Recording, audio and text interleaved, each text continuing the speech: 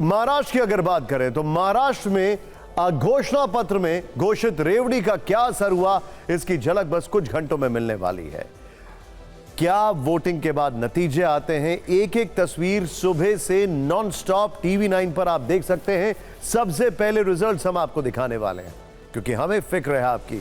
महाराष्ट्र में 11 घंटे बाद चुनाव के जो रिजल्ट आने वाले हैं, उसके बाद की किसी भी स्थिति के लिए फुल प्रूफ प्लानिंग शुरू हो गई है। बहुमत मिला तो क्या करना है और अगर नहीं मिला तो क्या करना है, इस पर माथापच्ची चल रही है। ये इतनी बड़ी माथापच्ची है कि आज रात नेताओं को शायद नींद नहीं आएगी।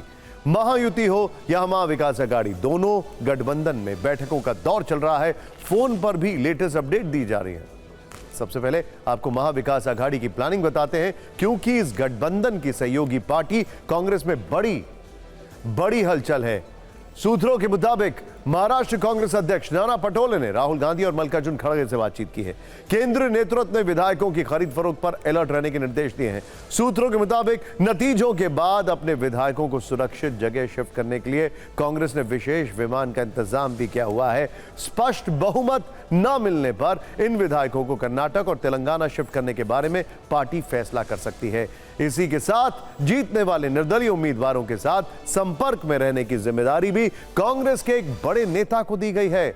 हालांकि ये सब सूत्र बता रहे हैं, आधिकारिक तौर पर यह नहीं कहा जा रहा है। वैसे राजनीति में एक ट्रेंड ये भी होता है कि जो चीजें आधिकारिक तौर पर नहीं कही जाती वो सूत्रों के हवाले से कह दी जाती हैं।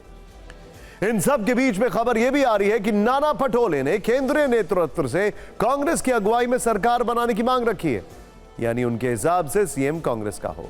सूत्रों के हिसाब से जारी सियासी गुणाभाग के बीच कांग्रेस ने राजस्थान के पूर्व सीएम अशोक गहलोत, छत्तीसगढ़ के पूर्व सीएम भूपेश बघेल और जी परमेश्वर को महाराष्ट्र का पर्यवेक्षक बनाया है। अब ये वहां कैंप करेंगे।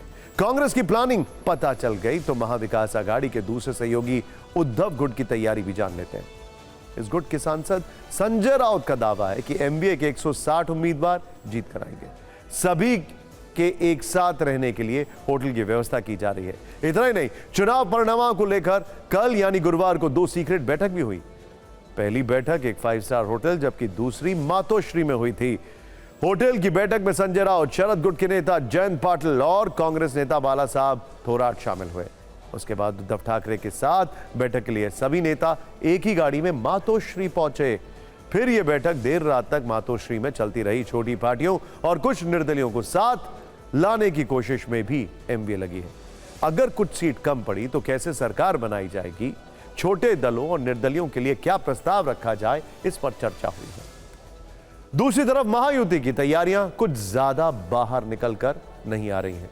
इंटरेस्टिंग है, लेकिन इतना जरूर है कि पोस्टर और दावों के जरिए अपने अपने नेता को सीएम बनाने के लिए पोस्चरिंग, ये देखिए अजीत दादा, और राजनीतिक दांव जरूर चले जा रहे हैं। बारामती में अजीत पवार के भावी मुख्यमंत्री वाले पोस्टर लगे हैं। वैसे भी उनका गढ़ है, यहां पोस्टर लग सकते हैं, लेकिन वो जिस महायुति का हिस्सा है उसमें शामिल दल क्या कह रहे हैं, अब जरा ये भी देख लीजिए।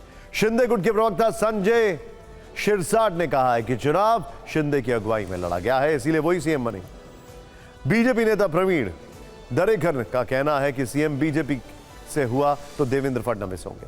मतलब गठबंधन में 3 दल और तीनों दलों की सीएम की कुर्सी पर दावेदारी, लेकिन बनेगा तो एक ही, और वो भी तब जब कल सीटों की तस्वीर साफ होगी। हालांकि तीनों पार्टियों के बड़े नेता इस पर ज्यादा कुछ नहीं बोल रहे हैं। वो मिल बैठकर फैसला लेने की बात कर रहे हैं। शायद वो चुनावी नतीजों का इंतजार करना बेहतर मानते हैं। इन तमाम दावों के बीच महाराष्ट्र में बीजेपी के चुनाव प्रभारी भूपेंद्र यादव ने देवेंद्र फडणवीस से मुलाकात की, लेकिन सीएम पद की दावेदारी का चक्कर सिर्फ महायुति में ही नहीं है, बल्कि महाविकास अघाड़ी में भी खटपट चल रही है। कांग्रेस और शिवसेना यूबीडी के नेता खुलेआम कह रहे हैं कि सीएम उनकी पार्टी से हो, तो एनसीपी शरद पवार गुट के जितेंद्र आव्हाड कह रहे हैं कि अगर शरद पवार चाहेंगे तो वो भी सीएम बन सकते हैं।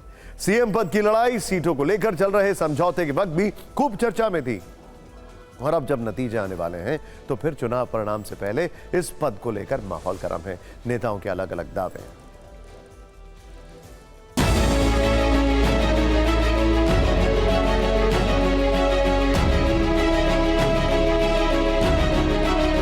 सर्वांना उत्सुकता उद्याची आहे, पण उद्याची वाट बघताना आज सुद्धा तेवढाच महत्त्वाचा असतो।